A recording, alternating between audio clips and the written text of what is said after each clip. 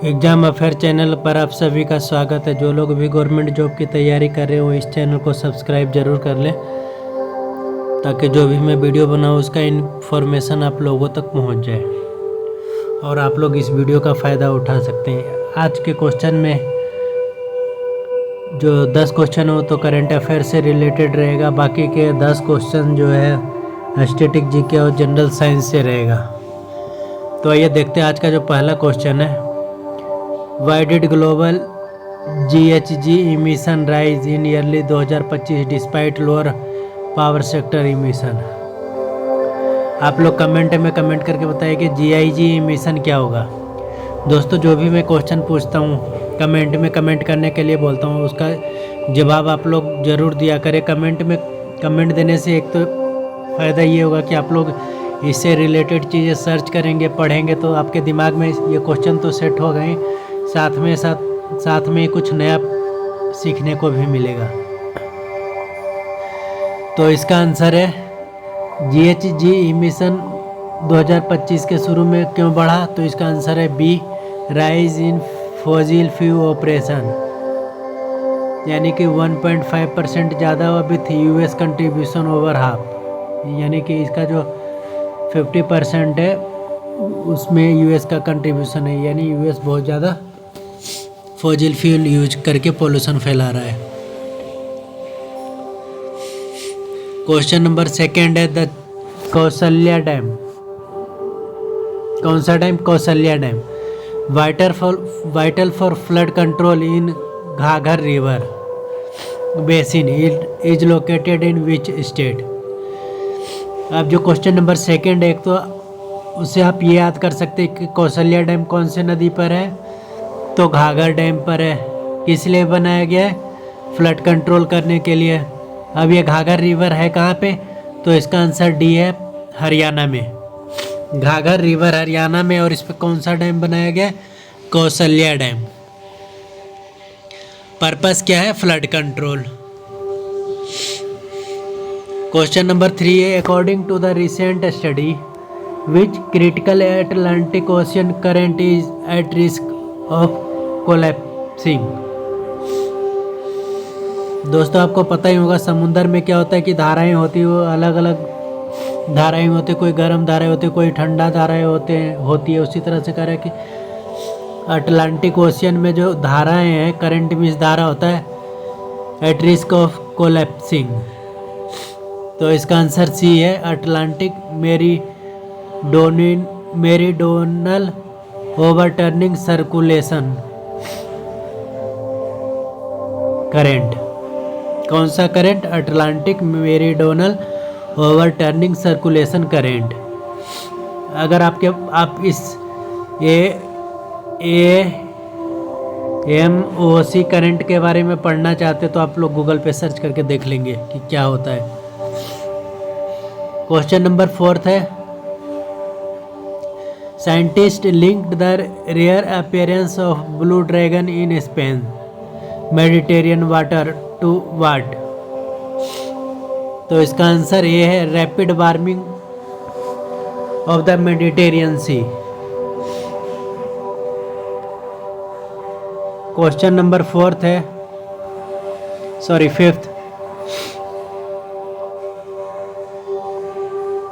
which G7 country announced recognition of Palestine in सितंबर 2025। यानी G70 का कौन सा कंट्री है जो पैलेस्टीन को रिकॉग्नाइज करता है, तो इसका आंसर सी है, फ्रांस।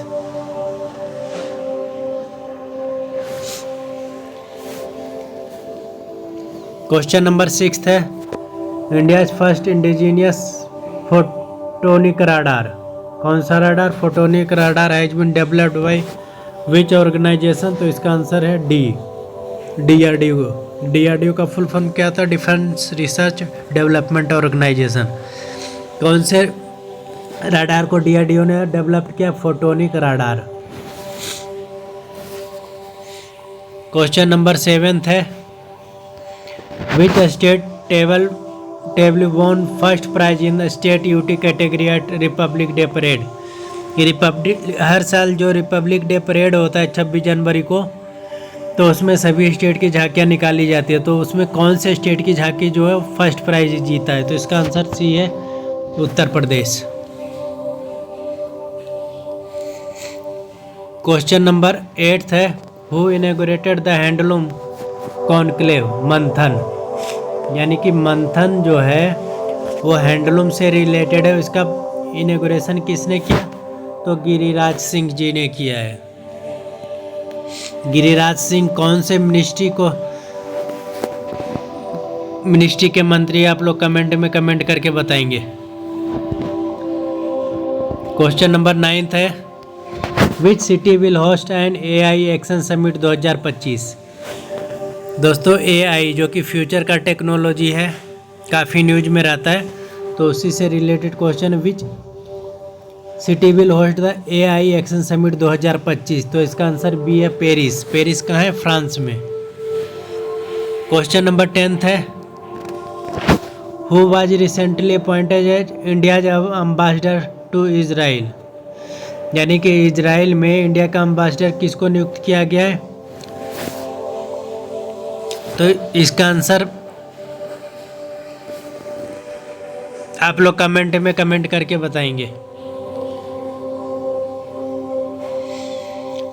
आगे जो क्वेश्चन है वो स्टैटिक और जनरल साइंस से है, ये भी एग्जाम में पूछा जाता है।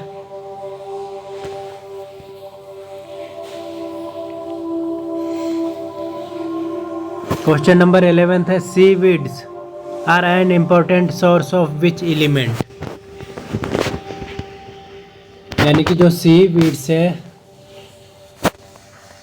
इम्पोर्टेंट सोर्स है कौन से एलिमेंट का? इसका आंसर डी है, आयोडीन।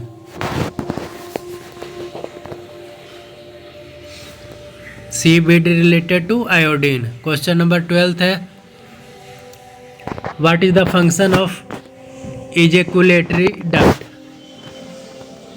इजेकुलेटरी डक्ट का कार्य क्या होता है? तो इसका आंसर बी है, carry sperm from vas deferens to urethra. यानी कि स्पर्म को ले जाता है वास्ट डिफरेंस से यूरेथा में। क्वेश्चन नंबर 13 है, इन ए मैरीन इकोसिस्टम, यानी कि जलीय इकोसिस्टम में why is the biomass pyramid inverted? तो इसका आंसर बी है, जो plankton consume phytoplankton rapidly. Question number 14 है, which organelle is the site of protein synthesis? Which organelle is the site of protein synthesis? तो इसका answer B है, ribosome.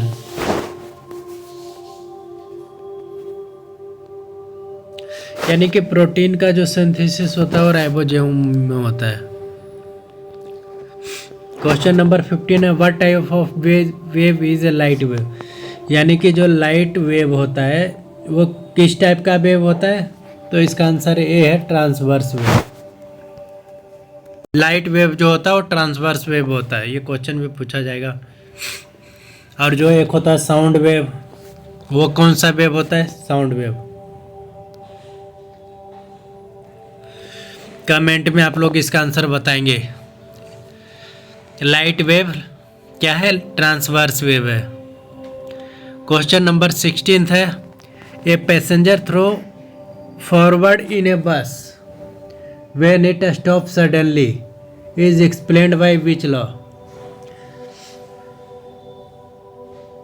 यानी कि एक पैसेंजर जब खड़ा होता है, जब बस अचानक रुकती है, तो पैसेंजर आगे की तरफ क्यों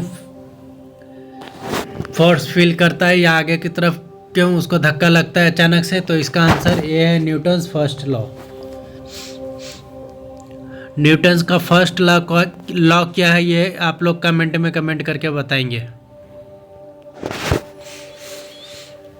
क्वेश्चन नंबर 17 है, which aquatic animal does not have gills? यानी कि कौन सा जलीय एनिमल है जो बिना गिल का है? मछली। मछली क्या होता है? मछली में गिल्स होता है, उससे वो पानी के अंदर सांस ले पाता है। तो एक्वेटिक एनिमल जो बिना गिल्स के है क्या है? डी, व्हेल मछली। वो सांस लेने के लिए पानी से बाहर आता है। Which organism is breathes through skin, यानी कौन सा ऑर्गेनिज्म है जो सांस अपना स्किन से लेता है? तो इसका आंसर बी है, अर्थवॉर्म। अर्थवॉर्म जो है स्किन से सांस लेता है। क्वेश्चन नंबर 19 है, which organelle show similarity to prokaryotes? तो इसका आंसर सी है, both, mitochondria and chloroplast. Question number 20 है, which vitamin help in blood clotting?